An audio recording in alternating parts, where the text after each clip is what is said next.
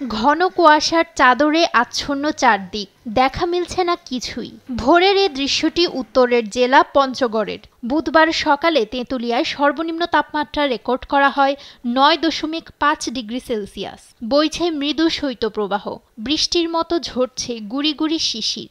রাস্তার পাশে আগুন জ্বালিয়ে শীত নিবারণের চেষ্টা অনেকের। এমন কুয়াশা, বৃষ্টির মতো ঝিরিঝিরি বৃষ্টির মতো আর কি কুয়াশাটা পড়ে, এই ঠান্ডার মধ্যে উঠে আসাটা খুব তাপ ব্যবহার হয়ে যাচ্ছে। প্রচন্ড শীত, শিশির করতেছে, গাড়িগুলো দেখেন এই যে হেডলাইট জ্বালায় আসতেছে, কিছু দেখা যাচ্ছে না।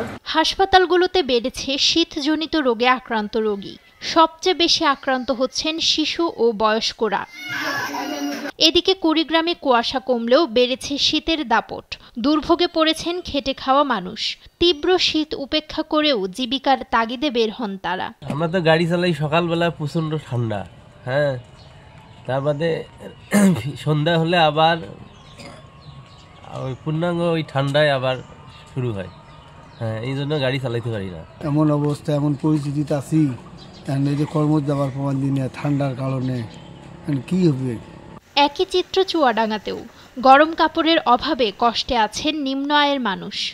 শীত নিবারণে বিত্তবানদের অসহায় ছিন্নমূল মানুষের পাশে দাঁড়ানোর আহ্বান সবার।